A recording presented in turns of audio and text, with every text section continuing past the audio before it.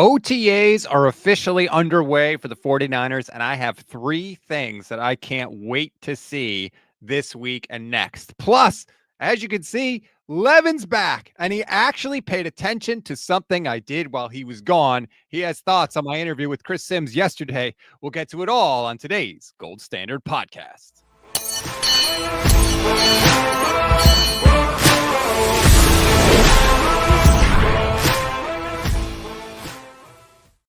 What is good, everybody? Welcome to the original Gold Standard Podcast. I'm Rob Stats Guerrero. Levin Black is back from vacation. Good to have you back, sir.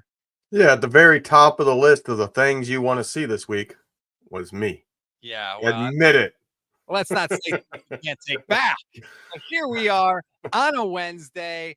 OTAs are underway. I just feel rejuvenated, honestly. I remember, I was excited going into last year, obviously, but it feels different this year. I am like genuinely giddy to get back to it. I think they reset, and I think as a fan base, we feel that too. There's a lot of new that we haven't had. In the last, 5 years, we knew all the key parts. We knew exactly what the team was going to look like, exactly what they were going to try to play as, and it made OTAs kind of boring. And a lot of the big names wouldn't show for the OTAs because they were a veteran team. This year, it seems like that not only does the team feel the need to show up, that includes the veterans, but there's just a new sense of like, this is new. This is a team that's trying to establish something rather than a team that is trying to finish something. That's a good point. It is sort of a refresher because there are unknowns.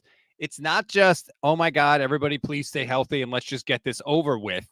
There are things that they need to work through and things we need to find out now that OTAs are underway. And I have three sort of big overarching things that I am looking for this week. And they're maybe a little different than some of the things that other people have talked about. The first for me, Levin, is the wide receiver room. I'm not totally sure that it's just Brandon Ayuk, Ricky Pearsall, Juwan Jennings, end of story. Like, I think there's a lot more fluidity there based on who's in the building and based on the circumstances. Like, first of all, Brandon Ayuk, who knows what he's going to be when he comes back? He may really need this whole year to get back to close to what he was. That may open the door for Ricky Pearsall to be wide receiver one, which then opens, every other door down the line. I think there's a lot more fluidity to the wide receivers than we think right now. I think the interesting part of the wide receivers this year is it's not just trying to figure out, okay, who's number 4, who's number 5, who's going to step up, but how do the top 3 play? Who's the X, who's the Y, who's in the slot? I think all 3 could end up in one of those positions. I don't think there's any set thing. If Ayuk comes back and he doesn't quite have that same top level gear, then he might not come right back in his same role. They might use him in slot, give him some easier underneath things to try to get him going while he rebuilds the ability to get open deep. Or maybe he struggles with cutting because of the knee injury, and thus you don't want him in the slot doing all those shorter routes, and he's going to be doing a lot more go routes and just post routes where it's a lot of sprinting in one cut. So I'll be interested to see, like, not only how do they use Ayuk, but kind of who wins out of Jennings and Pearsall. Who's going to be the number 2 who might fill in at number 1 while Ayuk's coming back? Who's going to be primarily the third option? Because this team, it used more 3 wide receivers, I think, last year, but I think with spending some money on a second tight end, I wouldn't be surprised to see a lot of formations where they do not have 3 wide receivers out there. So being in the top 2, I think, becomes a bigger deal this year. They'll never say it publicly, but we'll be able to tell just based on snap counts. I don't necessarily think the 49ers want to go into 2025 depending heavily on Juwan Jennings for a bunch of reasons. First of all, look, I love him, but he's a 7th round pick. He's a limited player. He just is. He does a lot of things well, but I think that there is a ceiling there with Juwan Jennings. They have Ricky Pearsall They have other wide receivers, Jacob Cowing, Jordan Watkins, who they just brought in, Demarcus Robinson, who they just brought in. I think that they're not really wanting to stay in the Juwan Jennings business that long. And remember, he's a free agent after the year. And the better he does this year, the more money he's going to cost the 49ers if they wanted to ever bring him back. I just think that you could see Juwan Jennings get phased out a little bit. I mean, it can go one of two ways. They could say we're going to use him up because we know we're not going to. And so they're going to want him out there on the early downs blocking because he's so good at it, and who cares about the physical toll. But I do agree. I love Jennings. He's perfect attitude you want in a player, but he's also somebody that is so slow that, one, that's why he was a 7th round pick. Two, the moment he loses even like a 10th of a step, he now is toast. I mean, a lot of his catches last year, as good as he is, are contested catches. It's like a poor man's DeAndre Hopkins. You know, Hopkins was never a great separator. And once he lost a step, it became, okay, he has massive hands and he's really good at winning jump balls. And so he won a lot of contested catches. Jennings is like a very poor man's version of that. So to me, that's somebody you do not pay in their upper 20s, because that's when they start to lose a half step. And when somebody like him loses it, he's no longer valuable. So use him up. Let somebody else spend money. If he has a season like he had last year, he's going to get 10 plus million a year. Somebody's going to go out there and sign him as a number 2 and give him, 15 million a year or so. I wouldn't pay him that. Now, if he has a downer year and you can bring him back for, 6, 7, 8 million a year, that's kind of where I would be willing to consider bringing him back. But he's just not the type that I think you pay a second big contract. Well, this would be, second big contract. This would be his 3rd overall contract. I just think, Juwan Jennings, thanks for everything. You did an awesome job, but I think the team wants to get younger and faster. And Brock kind of talked about that too. He said, we got guys that can move. Jacob Cowing runs in the 4.3s. Jordan Watkins ran in the 4.3s. Ricky Pearsall ran, I think, 4.4 flat. Like, they're transitioning, I think, to guys that can move, and hopefully guys that can run routes, guys that have a little I don't know what the looseness or like a rubberness, just guys that can basically get open against man coverage. I think that is the direction that they are going, and I want to see how it all shakes out. I'd be open to any sort of configuration, really. Like I think that any way they want to go, I would be okay with. Yeah, I mean, I made a quick top 3 because I wasn't sure if you were going to want my top 3, and I had that number 2. Does Pearsall or Cowing step up? Does Pearsall look like a 1st round pick wide receiver? Does Cowing step up and become a solid contributor? I think part of the issue why somebody like Cowing and just speed in general, the Niners have always had, okay, we're going to have like this 4th or 5th guy that maybe has some speed for when we really need it. Well, when you're bringing in one guy that has speed, it's pretty easy for the defense to go, okay, that's the one guy with speed. He's going to be doing something going deep. Let's just account for that. But when you get a lineup where you got 3, 4 wide receivers out there with speed, that changes the whole ball game, because now you don't know, and everybody has the speed capable of beating their guy one-on-one. And I think that's kind of an important aspect that we've never really touched on. I don't think speed is as effective when we got this one guy that's a specialist and we bring him in when we need speed than it is if you throw a whole bunch of guys out there with speed. One of them is going to beat their guy. Right. It's not, oh, here comes Marquise Goodwin. It's, oh, crap, everybody's fast. I mean, that's what people talked about with the Dolphins, right? Oh, my God, they're all really fast. And the other part of it, too, is if the guys are fast as hell, the defense has to think fast as hell. And I think when you combine that with Kyle Shanahan and all the ways that he can fool you and get you to hesitate and doubt yourself, I think that's going to add an extra layer. Even if Shanahan doesn't necessarily change a lot of things up, if the dudes are just flat out faster that are running the routes, it's going to put more pressure on defenses. So I'm absolutely here for it.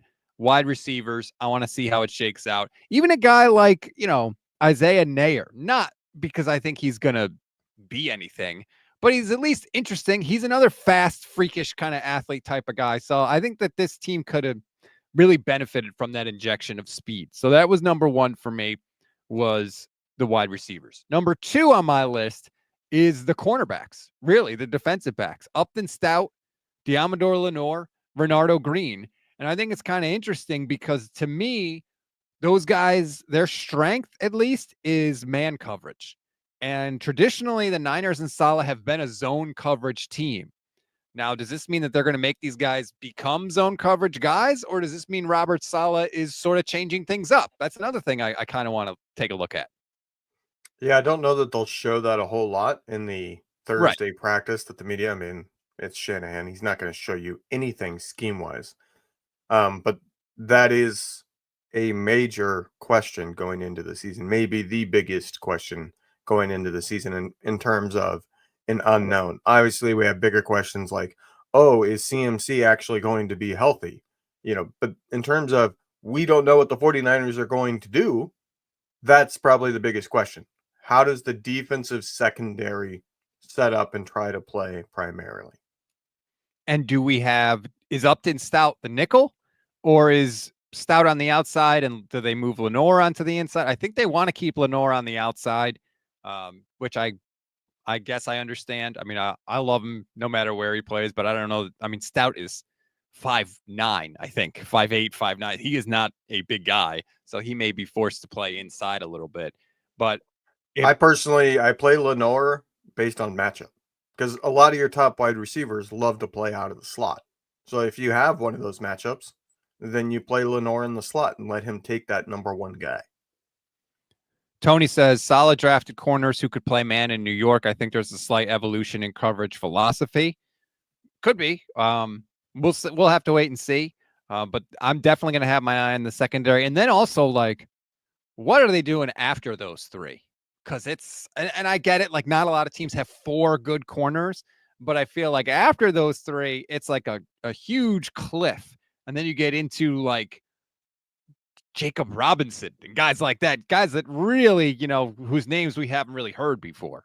Yeah, the guys that you go, I don't really care about that guy. He shouldn't play. Oh, crap. He's a starter now. Right. That's been the role for the 49ers of those guys. I don't know how much we'll be able to see that in OTAs. That to me is more of a training camp. The bigger question in the secondary is who the heck are the top 2 safeties? Mustafa is obviously going to be one when he returns, but he's not going to be back all that soon. So is it Jair Brown that's expected to definitely be the second starter even when Mustafa is back healthy? Does George Odom pass Jair Brown? Does one of the younger guys step up and take over one of those top spots? Like, that is a very big question in my mind that I had on my list is who are the 2 safeties that are getting to play mostly in OTAs? And Dale had the same thought. He said, I'm way more worried about the safeties than the corners. I did a show with Jason Naponte yesterday, and he let me know, I didn't realize this, that Jair Brown was like putting out highlights of himself from 2023 when he was guarding like Devontae Smith and AJ Brown, like, bounce back season loading for Jair Brown. And this team desperately needs it. Like, the safeties, you laid it out. I mean, it's those 2 guys, Mustafa and Jair Brown, and then you got a pile of Jason Pinnock and Richie Grant, and like, this is really what we're going into the season with. Like, safety's kind of an important position, and I don't really love any of that. Jalen Mahoney, Marquise Siegel's the guy they drafted. It's a lot of unknown at that spot. Yeah, I think the team's philosophy on that spot was they didn't want to invest heavily in it. They're going to bring in a bunch of guys, throw them at the wall, see if a Jair Brown can step up, see if Mustafa returns quickly, see what shakes out. And then I do think safety has become a position in the NFL just in like the last 10 years. Because I would say 10 years ago, things changed. In the 10 years prior to that, safety became like a major position on the defense that got paid a lot of money, and then defenses reeled back from that. And I think you can get veterans in the trade market at safety. And I think that is the Niners' idea is let's see what shakes out if we have a glaring hole where nobody stepped up or Mustafa had a setback or whatever to where we're needing a safety. There will be veterans on the market to be able to go get for cheap. there's guys that are free agents now that they could add that would be upgrades, quite frankly, and they should. I really hope that they do, because it would really just kind of solidify things a little bit. And the less sort of coin flips that you have going into a season where it's like, yeah, this could work out. If everything works out, we might be okay here. The less of those questions you have, I feel like the better team that you have. And when I look at the defense, as hopeful as we are along the defensive line, we don't know how it's going to work out. It still is kind of a coin flip there. The linebackers outside of Fred Warner, we don't really know. We think the corners are pretty good. And then at safety is another coin flip. It's like, man, at every level of this defense, there's sort of a lot of things that have to break the 49ers way, and that's a little scary. They need health. I think that's the number one thing. If they have, an injury on the defensive line, there's not the depth before. Yeah. I think the defensive line is obviously the strongest part, in my opinion, with the way they spent the draft. The defensive line is great as long as they keep the solid top guys. There's not solid 6th, 7th, 8th guy like they've had in the past. I think that was shown last year. Last year they had some injuries, and the guys that came in did not do well. But then linebacker, obviously they need Martin to be good right away. And if he's not, that's a glaring hole. That's where I think absolutely if Martin's not the real deal and D Winters doesn't step up, they're going to trade for somebody. I think they will learn their lesson from last year. We can't let one linebacker just continually get picked on and destroy our defense. Secondary, the corners, they're great if they don't have injuries. But if Green goes down or Lenore goes down, they're screwed. They don't have a lot of depth there. Safety, we just talked about. Like, they don't even have clear-cut starters at safety. I think if they stay healthy, the defense will be a top 10 defense. But if they have a couple injuries, just a couple, which I think is more likely than not, usually your offensive and defense have 1 to 2 injuries with starters. I don't think this defense is capable of absorbing losing 2 starters. And I think it also depends on how good the offense is. And what I mean by that is if the Niners offense is able to roll down the field and put up points, and they are constantly putting the defense in a position to where they don't have to worry about the run as much, they could pin their ears back and make teams one-dimensional, I think they'll look a lot better.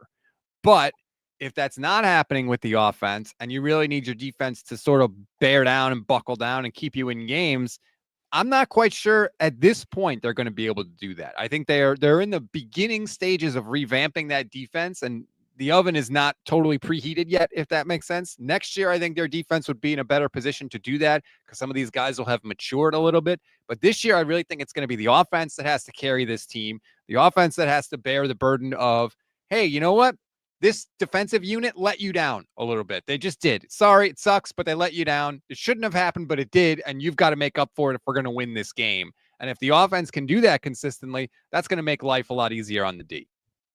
I think it's important the offense gets to a fast start because the defense, they have a lot more of the change. The offense it's still CMC, it's still George Kittle. It should still be Brandon Ayuk or Jennings. Or Pearsall, guys that have been here with Purdy.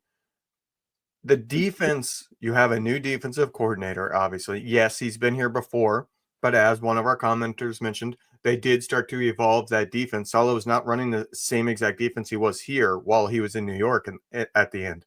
He had changed a lot of things. So getting that installed with so many young players, I mean, you can say Saleh has been here before, so it won't be that hard for them to pick it up, but name me the players that were here with Saleh. There's only a couple on that defense. 2. Yeah, exactly. So it is a completely new defense for a lot of these players. And you got young players. So I think there's going to be some confusion that can happen. This defense will be susceptible to teams that do a lot of motion, causing confusion until they get on the same page, and that takes playing together. That takes games of learning from your mistakes. And so the offense needs to start well so that the defense doesn't have to come up and be like, well, we got to keep them to, less than 15 points to win this game. Yeah. Those days are not happening, at least early on. We'll see if they could sort of round into form as the year goes on. The third thing I'm watching for in OTAs, Levin, and you may roll your eyes a little bit. I know if I was hosting with Jason, he would definitely roll his eyes a little bit. Kicking. The special teams, yes, the kicking, but really the special teams as a whole for a bunch of different reasons. First of all, and I don't know how much of this we're going to get to see, and this is maybe a bigger picture view, but like the Jordan Bergen experiment, or Junior Bergen, excuse me, the return game. Can they get anything out of the return game? Kick returns are going to be a big deal this year. They moved the touchback up even further. Teams are going to be kicking it short, and they want returns. The 49ers have had 2 kick return touchdowns since 2011. 2. Ted Ginn and Richie James, and both of those came against the Seahawks, if you can believe it. Can we get anything out of that? They brought in Brant Boyer, right? And he has completely given a facelift to this special teams unit. A lot of the guys they signed in free agency are good special teams players. We know they have the competition for Jake Moody with Greg Joseph. And now, as of today, apparently there's a punting competition too, Levin, because Thomas Morstead just tweeted out a picture that leads you to believe he's going to be signed. And they're bringing in a new long snapper as well. They're completely remaking this special teams unit. I think they're going to let Brant Boyer clear the deck, bring in all of his guys, and say, fix it. If I'm Shanahan, I don't show the coverage. I don't show the returning. When it's special teams part of practice, it's okay, we'll give you the kicking and the punting. Because guess what? One, that's very easy for you to write about. And two, yeah, if they go out and they have, Joseph and Moody taking field goal kicks, that's going to be a lot of the story, because that is something that the media likes to write about. That is something I think, being a former journalist, kicking is something that's very easy for you to look and know that guy did good or that guy did not do good. Mhm. So it's, if you get to see it, you'll want to write about it, because everything else is kind of objective opinion, whereas kicking is, did he make it or not? And so it's easy for them to do that. And that is something that Niner fans are wanting to read about.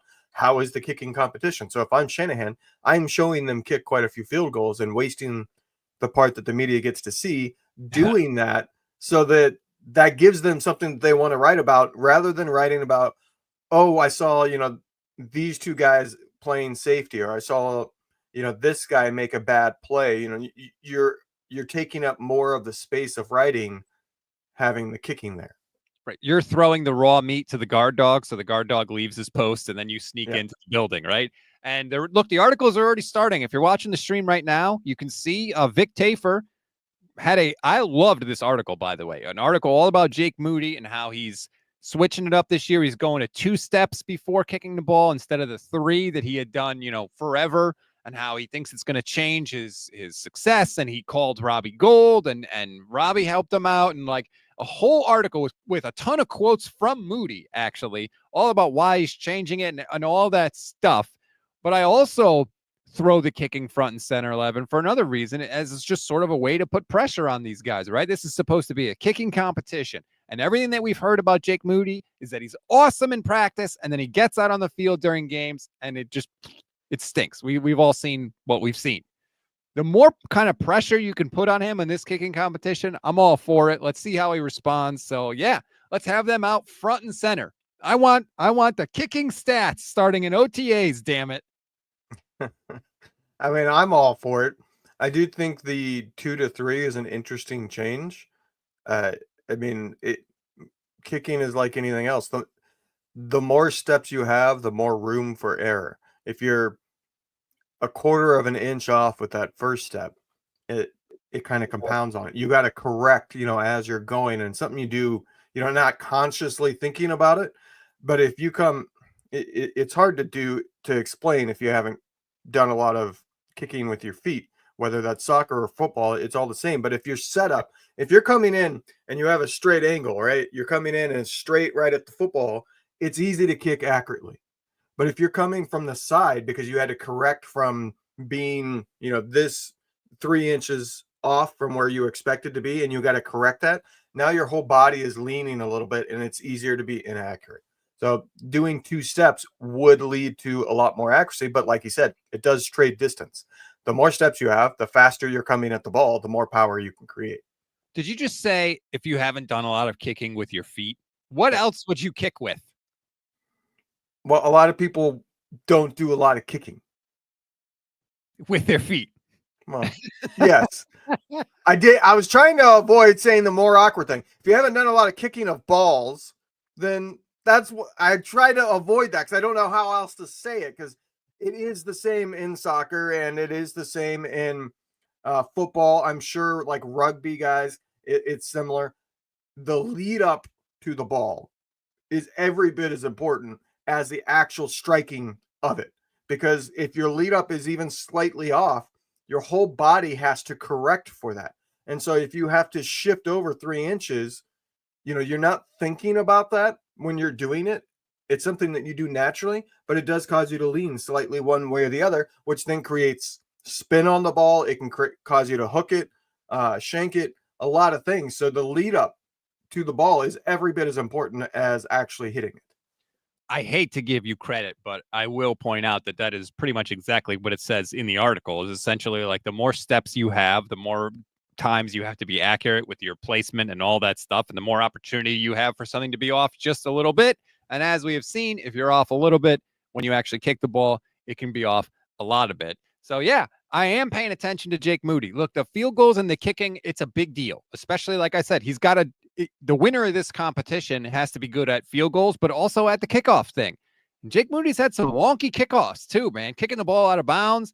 I mean, that onside kick that he tried late in the year, I know his head at that point was probably just, completely a mess, but it was pathetic. It was non-competitive, right? Like you need your guy to be able to function. The 49ers special teams have not functioned for a long time. And so, yeah, if Brant Boyer wants to clear the house, clear the deck and clean house, that's fine with me. But I am going to have my eye on it because that could take a lot of pressure off of every other side of the ball, right? You get good returns. The offense has to do less work because they're starting with better field positions. That's less pressure on Brock. That's less wear and tear on Christian McCaffrey, less pressure on the offensive line, all that stuff. On the flip side, you can actually cover a kick and cover a punt, God forbid, then the defense has a little more margin for error, right? Especially early in the year. They can give up a couple first downs and not have the other team all of a sudden be threatening to be in scoring range. So, yeah, it'd be nice if this team got the benefit of their special teams instead of having to always overcome them every week. It would also be something that takes a lot off of Moody. Getting to kick extra points instead of field goals. Right. He's awesome at extra points. I mean, I'm not giving him an out because Moody was a major problem last year, but a lot of those kicks weren't needed if the offense finished the job. Them not being able to get into the end zone, in the red zone, made a lot of games close that should have been blowouts, and that would have changed the entire season. They would have won a lot of those close games. Early in the season, they kept barely losing games. They would have won those games if the offense was even league average in the red zone. And instead, they were historically terrible at it. They were so bad at it that they needed a field goal at the end to try to win games, to try to change things.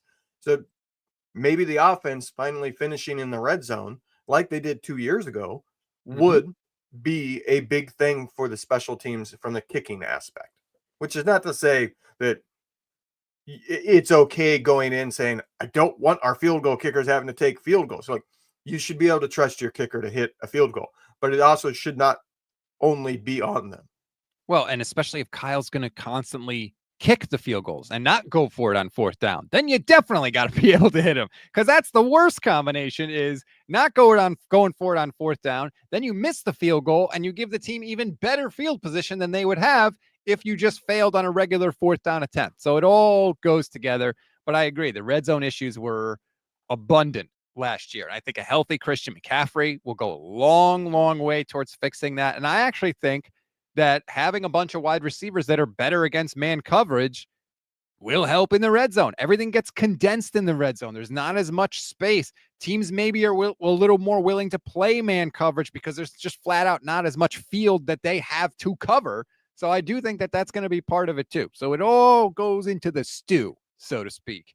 And if you're not watching the stream, I literally just did like a stirring the cauldron motion with my hands. I don't know why, but apparently I felt compelled to do that. All right. Anything else about OTAs? Did we not get to anything on your list that you had?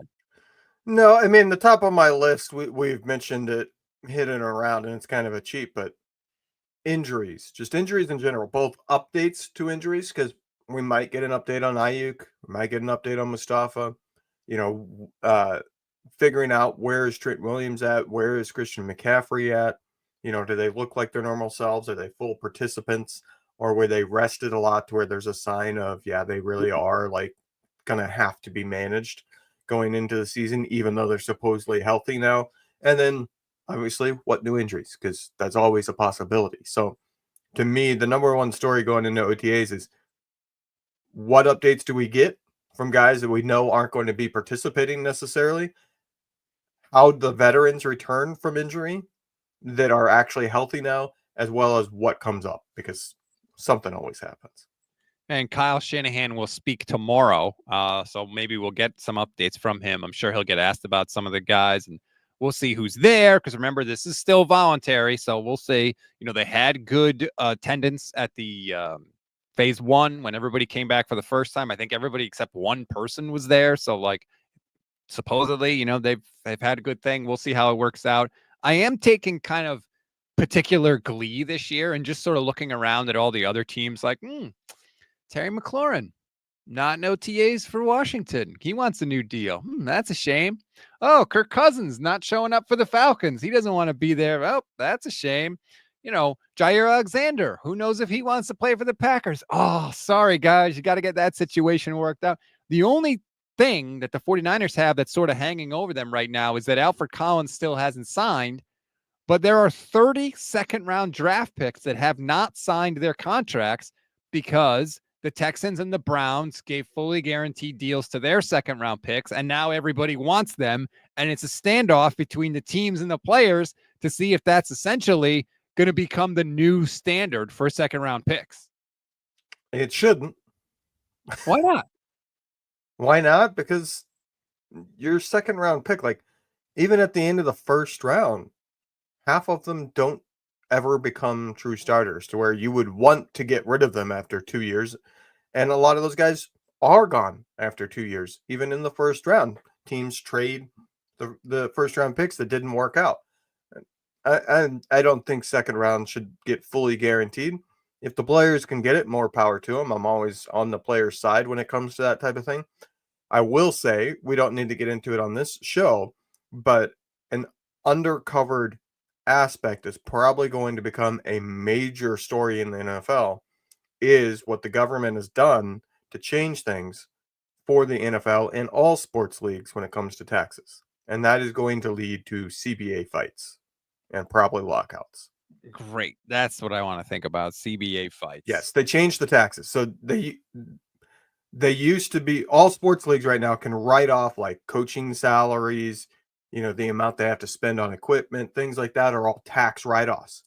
They changed it to make it only 50% of that cost is a tax write-off. So it's going to cost teams tens of millions of dollars straight from the owner's pocket. Yes, I know owners are rich, but the reality of the situation is the owners aren't just going to pay that on their own.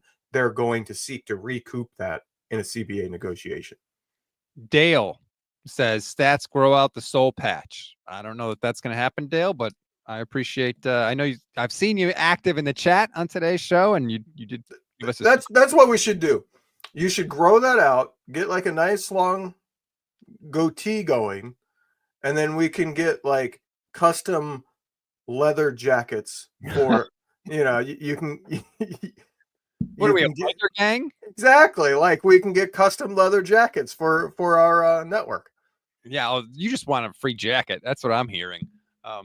But anyway, thank you for the super chat. And thanks everybody in the chat. We do appreciate all the comments. I forgot what we were talking about before the. Well, you're probably going to transition to Sims. I was. I guess. I just wanted to make sure we covered everything. Oh yeah, the injuries. Yeah, we'll get the updates. The Ayuk situation. What's his deal? Is he there? Is he into it, or is he kind of like off to the side? Kind of sort of doing his own thing. That'll be interesting too, because it was an ugly year for him last year, even before the injury. Just it wasn't right, and they can't have that. They really need him in a big way. Yeah, they need. Basically, all the star veterans this year have to perform. The team doesn't have room for error. And I think that's maybe the number one overall theme this year is there's no room for error. I think that would be, if I was Kyle Shanahan, that would be my message to the team. And you've talked about it many times that Kyle has changed his messaging, that it's not, oh, we're going to finally become the crowned champion. We're going to get over the hump. We're going to take every game, one game at a time and start concentrating on just the now rather than we got to win the Super Bowl. But I also think that no room for error is the truth. In the past, they had room for error, and they flat out would say it all the time. Doesn't matter that we're 0-2. We'll be fine. We'll figure it out. Now, this year, don't start 0-2. Don't start 1-3. You don't have that room for error. Yeah, I hope that they have just a little more urgency. Like, you can put out a fire when the fire department comes with the fire trucks and the hoses, or you could put out the kitchen fire, when it's just in the frying pan. How about we do that instead of waiting for the whole house to be on fire before we act? And hopefully they do act with a little more urgency. Really quick, before we get to the Sims, I mentioned sort of looking around the landscape of the league and noticing different things going on. Did you see this? Joey Bosa is already hurt. He pulled his calf and be sidelined until training camp. It's May 28th, and Joey Bosa is already hurt. And look, I wanted the Niners to sign him as a rotational piece, but damn, man, that's pretty friggin' early. Yeah, I mean, it's the number one concern with Joey Bosa. The guy can't stay healthy, and this isn't anything new. It's not like, oh, he had an injury-prone season last year. No, he's had an injury-prone season since basically his brother entered the league in 2019. Since he signed his deal, really. Yeah. That is true. I don't think that it's necessarily related, more coincidental. Yes, it's not like he's suddenly refusing to play through injuries. He's had major injuries, just to make that clear. But yeah, Bosa, Joey cannot stay healthy. Yeah, I'm not wishing ill on anybody. I saw that and I was like, my God, man, you're already that hurt already? That's okay. Good luck. All right. Let's get to the Chris Sims interview I did yesterday with him, or Tuesday. I did Tuesday with him. That would be yesterday. Okay, good. You actually watched it? I'm stunned. Technically, I listened to it on the drive home this morning because I'm working nights. I flew yesterday and then went to work for my night shift last night, and then I listened to it on the way home. Because you mentioned that you did an interview with Sims to me, like, when I already had gotten to work, so I didn't listen to it on the way to work. And what were your thoughts? So my overall thought on Sims, I know he's not doing straight rankings this year. You told me he's doing like more of a pyramid. Mm-hmm. But I think if you ignore the rankings or where he puts somebody and just listen to his comments, he's right. You know what I mean? His evaluation in terms of what he's saying, like as a scout, is very often correct. And with Purdy, I think it's dead on. I do think Sims in the past with the ranking, and it's something he needs to do to make money. So it makes sense that he did it. I'm not criticizing him for doing it, but you get into like, the 10 to like rank 10 to rank 25. Depending on your preference, you can put different guys anywhere. If you want to put rookies higher, you can put rookies higher. If you want to say, yeah, this guy had half of a really good season, I'm going to weigh that a lot. I'm going to put him high. Or this guy had a bad end to the season, I'm going to weigh that a lot and lower. You could do whatever you want. I think him putting Purdy in the 20s was purposeful because that he knew that's going to get one of the largest fan bases engaging in it. So I think some of it was gamemanship. But if you listen to what he's saying, he's making a good evaluation.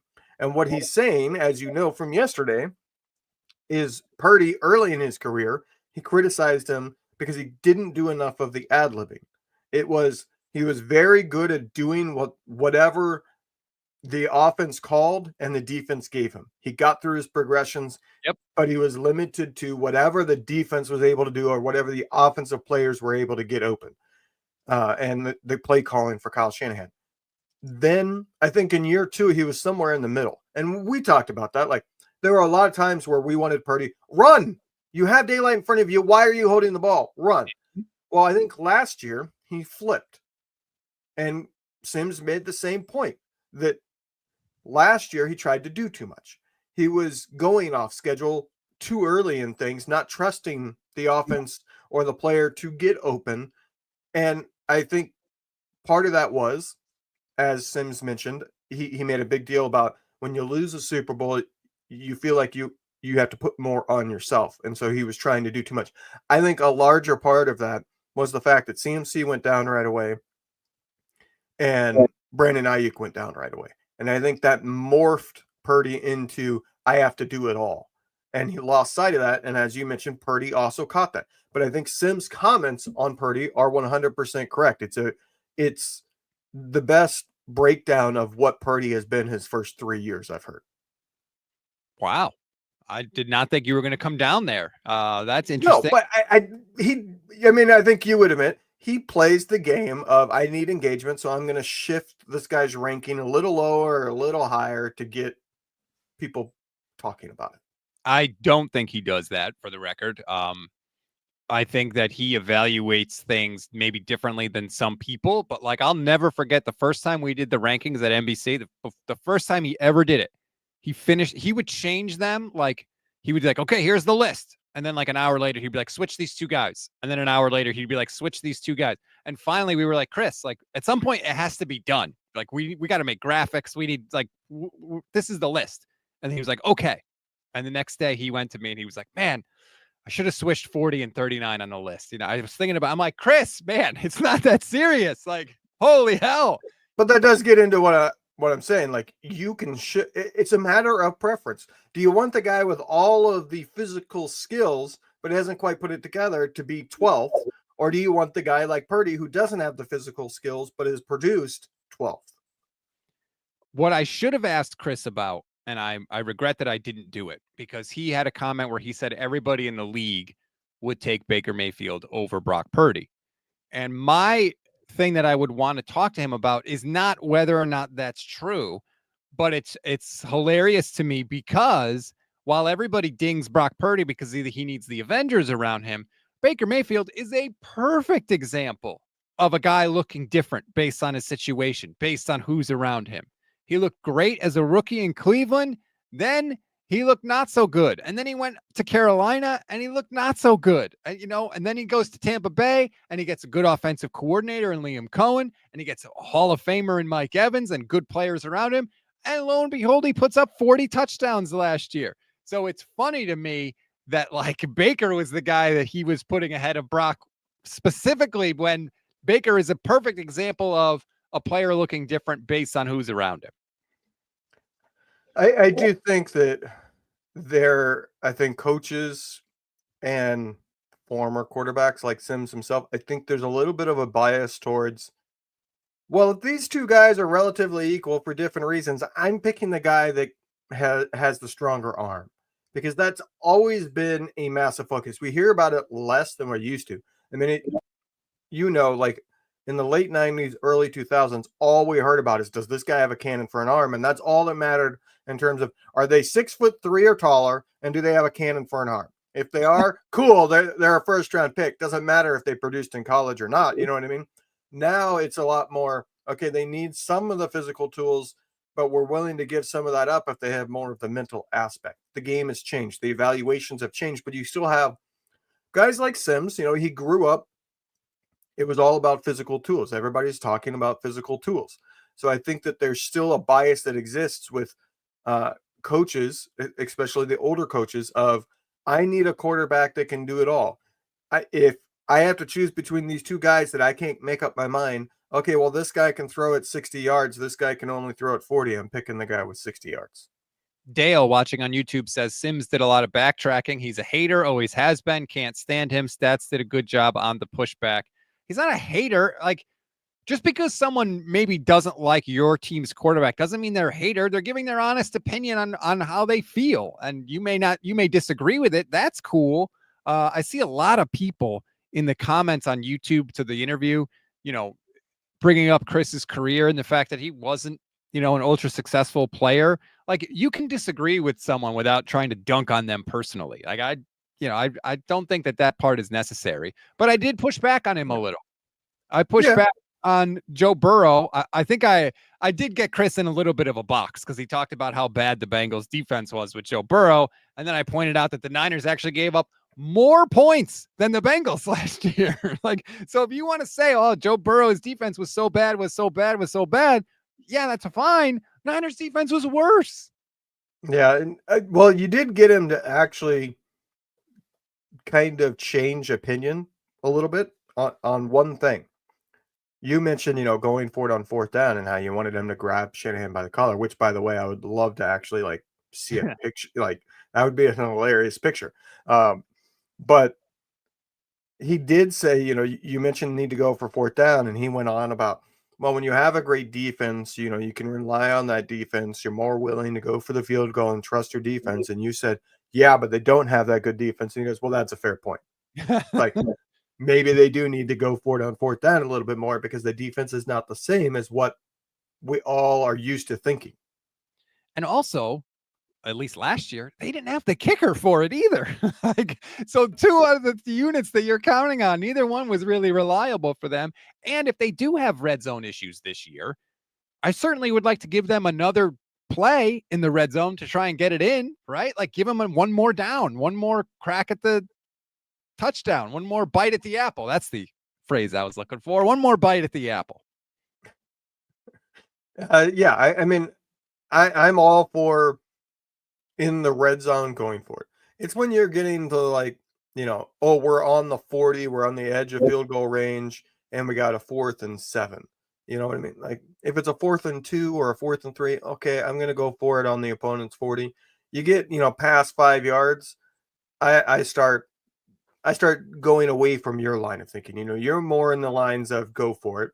And I think I do take a little bit of the distance and in the past, as you mentioned, having a great defense because we've had text conversations during games, and I have responded, yeah, but the defense is playing really well, or they haven't been able to move the ball all day, so I'm okay with him punting here.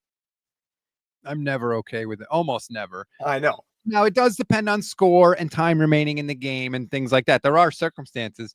But to me, if it's 4th and 5 or less, that is never an automatic punt. That is always well, hold on. Let me consider my options here. Let me think about this. But like always, that should always enter your thinking. If it's less than 5 yards, 4th and 2, 4th and 1, go for it every time. I don't care where you are on the field. I don't care.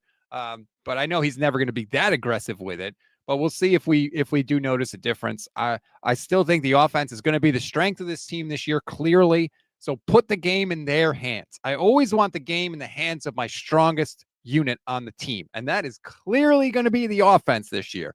Why wouldn't you want that? Why would you ever want to leave the game up to your defense when your defense is not the strongest part? Especially now that you're paying Brock. I mean, damn.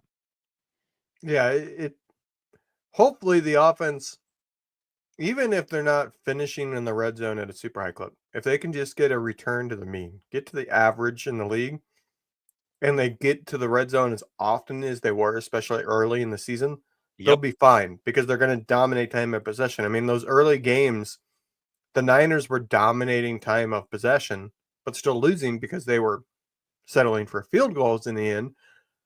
But this defense is going to be helped a lot if they don't have to be on the field for 32 plus minutes. If the Niners are winning time of possession, I feel like they're going to be just fine because that means the offense is moving the ball and the defense is not getting gassed. And as I said, my biggest issue right now with the defense is that there is zero depth almost anywhere on that team. There's questions at a couple starting spots even, but even at the positions that you feel like the starters are really good, you don't like what's behind them. So it's very important that defense, especially when it's hot out early in the season, isn't on the field a bunch. He started last year, right? 6 field goals against the Jets in week 1. They moved the ball right up and down the field whenever the hell they wanted to in that game, but they could not punch it in.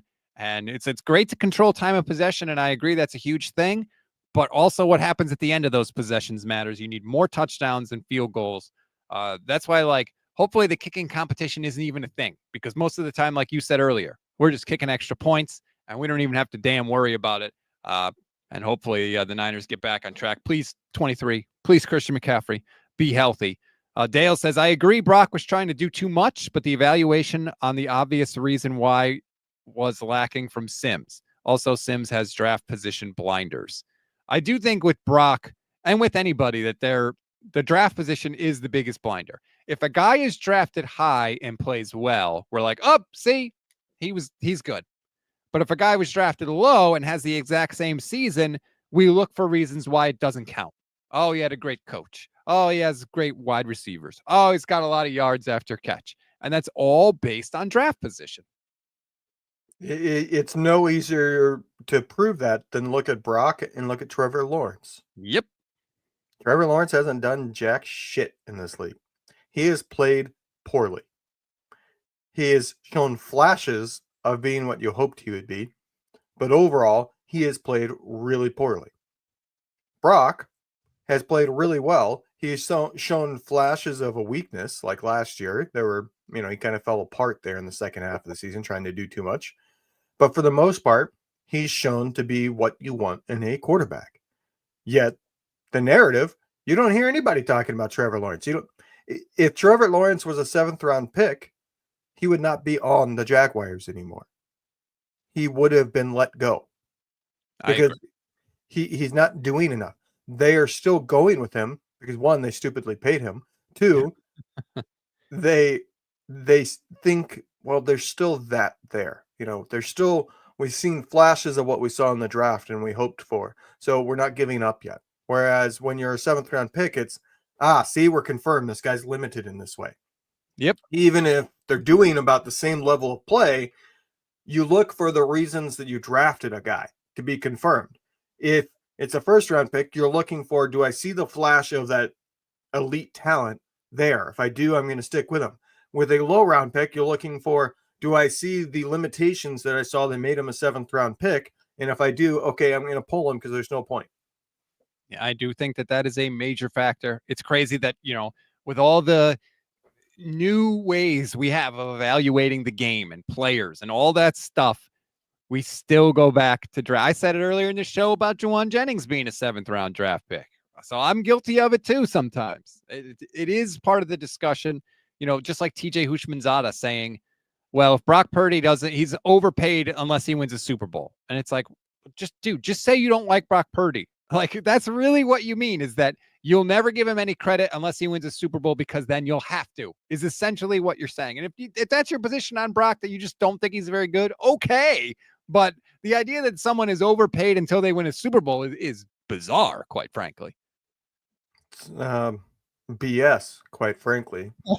Right. It's a cop-out is what it is. It's, I don't really have any substance here to criticize the guy in a way that makes it to where he shouldn't have been paid. So I'm just going to make something up. I'm going to go to, he hasn't won a Super Bowl yet.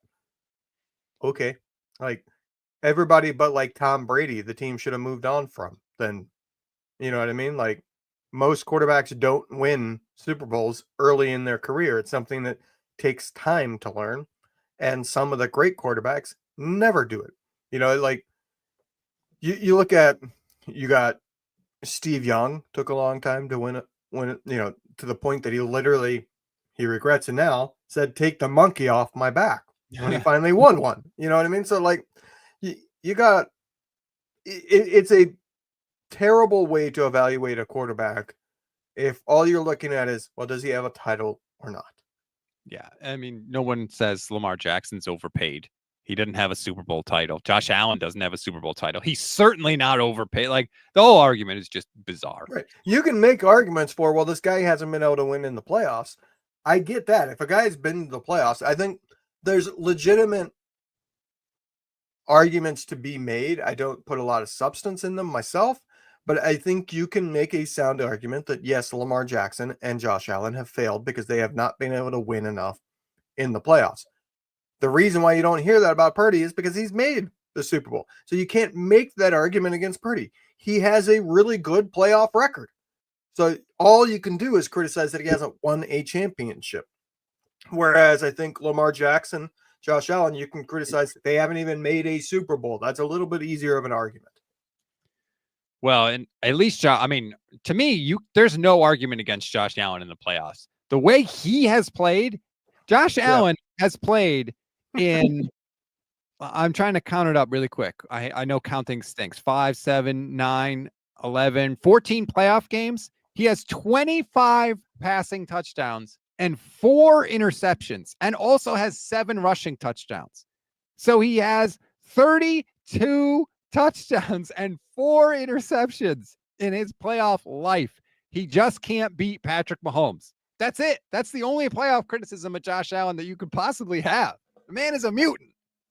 Yeah, I think the person with the best argument for being the best quarterback in the league now is Josh Allen. Like, I would argue he has a better argument than Patrick Mahomes now. Because Patrick Mahomes, yes, they just made the Super Bowl, but he has looked like an average quarterback in the regular season for 2 years now. Like, he was a little bit better 2 years ago, but last year especially, like, the guy doesn't look the same. And I do think that there's a certain bit of losing focus. He's been winning so much that, like, I don't think I think he would have a hard time admitting it, but I think there's a little bit of a drive. Like, what does he have left to prove? Nothing. So I think he needs a little bit of losing to reignite himself. And I think that's what's going on with Mahomes to a degree. Obviously, he doesn't have much of a supporting cast either, but I think Allen is better than him. And I would seriously, I don't know that I would, but I would seriously consider Lamar Jackson as well. Oh, I think Josh Allen's the best quarterback in the league. I agree. Like, Mahomes has the career accomplishments, of course, but Allen's better than him.